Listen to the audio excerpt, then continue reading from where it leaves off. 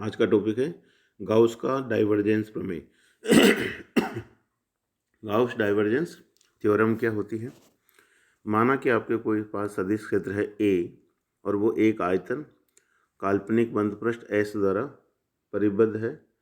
आयतन वी को असंख्य आयताकार षटफलक के रूप में अल्पांशों से मिलकर बना वह मान सकते हैं। इसलिए संपूर्ण पृष्ठ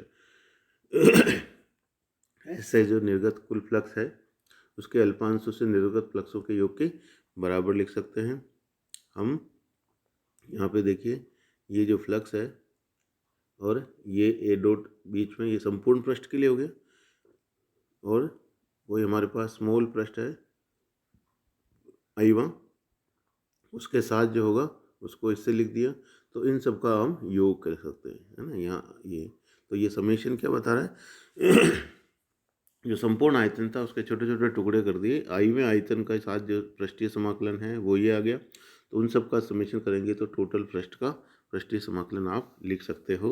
इस तरह से ये समीकरण 1 जो है क्या बता रही है, संपूर्ण पृष्ठ के साथ जो समाकलन है उसको छोटे छोटे टुकड़े कर दिए, उनके आयतन अल्पांशों के पृष्ठीय समाकलन के साथ योग के बराबर लिख सकते हैं। लेकिन किसी आयतन अल्पांश के पृष्ठ से निर्गत फ्लक्स का मान हम डाइवर्जेंस की जो परिभाषा है उसके अनुसार इस तरह से लिख सकते हैं। हमने पढ़ा था डेल डॉट ए आई, यदि सदिश क्षेत्र है ए, ठीक है, उसका डाइवर्जेंस लिखें तो वो डेल डॉट ए हमें पता था limit D V tends to 0 और ऊपर फ्लक्स का मान आ गया था और नीचे अपॉन डी वी आ गया। तो इसको ये जो फ्लक्स है ऊपर उसको हम इधर क्रॉस गुणा करके लिखेंगे तो समीकरण 2 के अनुसार आप लिख सकते हो। यहाँ डी वी आई क्या है, अल्पांश आई में का आयतन है। समीकरण 2 को हम क्या रखेंगे, ए में रख देंगे।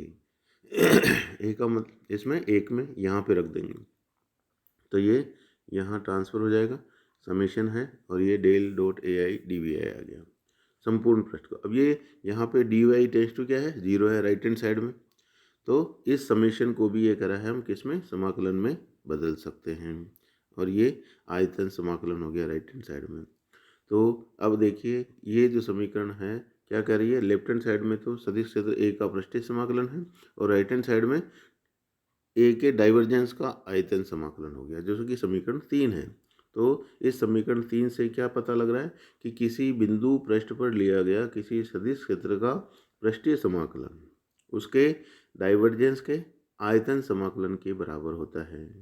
ठीक है ना, समीकरण 3 में आप साफ ही दे रहे हैं, लेफ्ट हैंड साइड है, इसको रटने की आवश्यकता नहीं है। जो साफ लिखा है लेफ्ट हैंड साइड में पहले उसको बोलेंगे किसी भी सदिश क्षेत्र का पृष्ठीय समाकलन, फिर उसके राइट हैंड साइड को बोलेंगे सदिश क्षेत्र के डाइवर्जेंस के आयतन समाकलन के बराबर होता है और इसी को हम गाउस का डाइवर्जेंस प्रमेय कहते हैं। इस प्रमेय की उपयोगिता यह है कि इसके द्वारा किसी भी सदिश क्षेत्र के पृष्ठीय समाकलन को आयतन समाकलन में या आयतन समाकलन को पृष्ठीय समाकलन में बदला जा सकता है। ये देखिए एक तरफ पृष्ठीय समाकलन है, दूसरी तरफ आयतन समाकलन है।